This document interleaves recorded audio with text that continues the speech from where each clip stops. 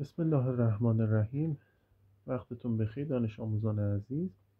میخوایم در مورد واسطه های هندسی در بحث هندسه صحبت کنیم. خب اول بگیم واسطه هندسی چیه؟ واسطه هندسی ببینید همونجوری که میدونید ما یه واسطه حسابی داریم، در واقع میانگین دو تا عدد هستش، مثلا 2 4 6 که حالا من اینجا ننوشتم. عدد 2 و 4 و 6 رو شما در نظر بگیرید. 4 در واقع واسطه حسابی بین عدد 2 و 6 هستش، یعنی 6 و 2 میشه 8 تقسیم بر 2 یا همون میانگینش که میشه 4. این واسطه حسابیه. حالا واسطه هندسی چیه؟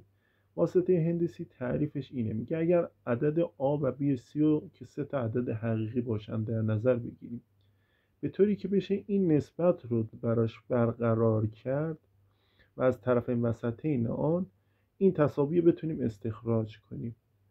درست شد؟ یعنی به عنوان مثال، مثلا اینجا مثال زدم، اینجا میگم 2 و 4 و 8. ببینید 4 تقسیم بر 2 میشه 2، 8 تقسیم بر 4 میشه 2. پس این عدد 4 در واقع واسطه هندسی بین عدد 2 و 8 هستش. منظور چی هستش؟ منظور این هستش که این 2 ضرب در چه عددی شده؟ عدد بعدی خودش رو ساخته و هم ضرب در همون شده که عدد بعدی خودش رو ساخته. اونو بهش میگم واسطه هندسی که اینجا مثالش رو زدم. میگه عدد 4 در مثال فوق واسطه هندسی بین عدد 2 و 8 می باشد، چرا که عدد 4 مساوی با رادیکال 2 ضرب در 8 یا 4 به توان 2 فرقی نمیکنه. 4 به توان 2 مساوی با 2 ضرب در 8. حالا که واسطه هندسی رو متوجه شدیم، بیایم سه تا از موارد مهم در واقع رابطه واسطه هندسی توی مباحث هندسه بررسی کنیم، ببینیم چی هستش. خب اولین مبحث قضیه تالس هست. خب ببینید بچه ها، یه همچین شکلی به ما داده، میگه که فرض میکنیم این دوتا خط با هم موازی هن، این دوتا خط هم اینجوری با هم موازی هن. یعنی اینو فرض گرفته. حالا حکم چی هستش؟ میگه که آسی مساویه با آبی ضرب در آدی. یعنی چی؟ آسی به توان 2، عذرخواهی میکنم، آسی به توان 2 یا همون آسی مساوی با رادیکال آبی ضرب در آدی که در واقع همون واسطه هندسی بین این دوتا هستش. یعنی الان اینجا رو شما نگاه کنید، این فاصله اگر 2 واحد باشه، این فاصله آسی 4 واحد باشه مثلا، و فاصله آ تا دی به قولی 8 واحد باشه، ببینید این رابطه برش برقرار هستش. اینو بهش میگن که به قولی واسطه هندسی توی حالا قضیه تالس که حالا بریم بررسیش کنیم ببینیم چه جوریه.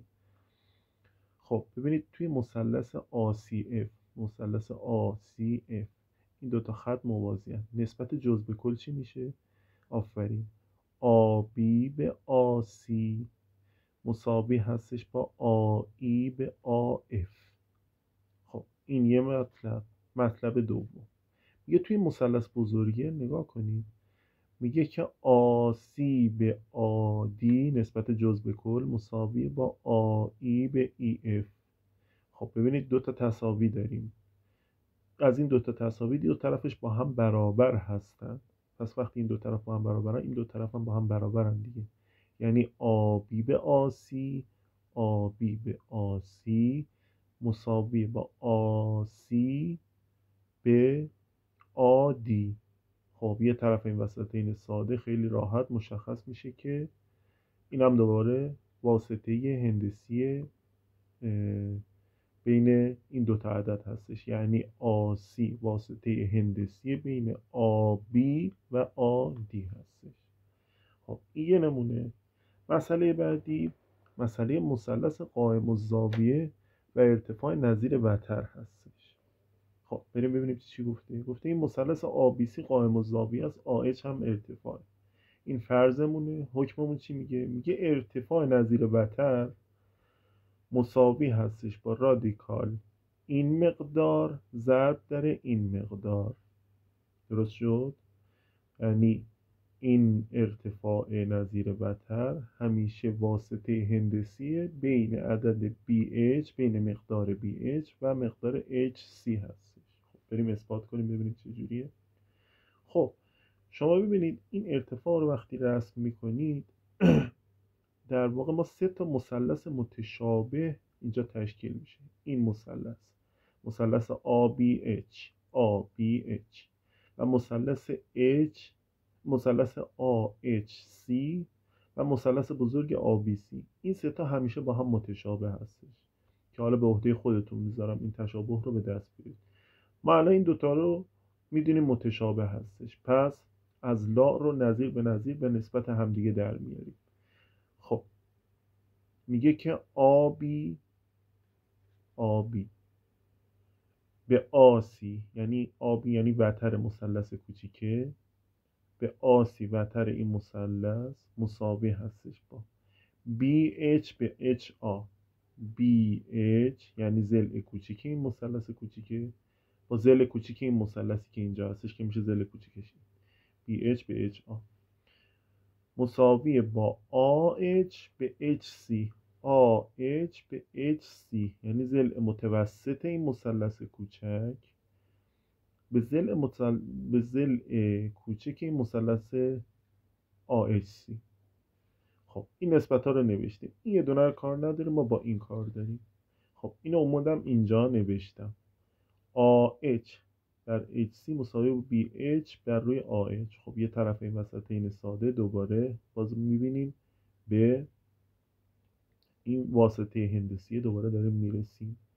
AH ضرب در AH مساوی با HC ضرب در BH یا خود AH مساوی هستش با BH ضرب در HC که حالا یه رادیکال هم باید روش قرار بدیم. پس میگیم که ارتفاع نظیر وتر مثلث قائم الزاویه برابر هستش با واسطه هندسی بین BH و HC. خیلی راحت. ممکنه مثلا توی یه سوالی بیان بهتون بگن که این مقدار BH رو بهمون بدن، مقدار HC رو بهمون بدن، بگن ارتفاع این مثلث رو به دست بیاریم. خب خیلی راحت از طریق واسطه هندسی میایم دوباره اینو به دست میاریم. و مطلب آخر، رابطه بین خط مماس و خط متقاطع دایره. یه خطی مماس میشه بر دایره و یه خطی میاد دایره رو قطع میکنه، توی یه نقطه آ به هم دیگه میرسن. خب فرض سوالمون چیه؟ فرضمون این هستش که آبی مماس بر دایره است و عادی خط متقاطع. حالا حکم چیه؟ میگه که اندازه آبی یعنی اندازه پاره خط مماس بر دایره مساوی هستش با اندازه پاره خط آسی ضرب در اندازه پاره خط عادی که دوباره این واسطه هندسی بین اینو یعنی آبی واسطه هندسی بین آسی و عادی هستش. خب این حکممونه، بیایم اثباتش کنیم. خب ببینید ما توی دوتا مثلث میخوایم تشابه رو برقرار کنیم. توی مثلث ABC و مثلث بزرگ ABD، درسته؟ این دوتا میخوایم ببینیم تشابه وجود داره یا نه. خب توی مثلث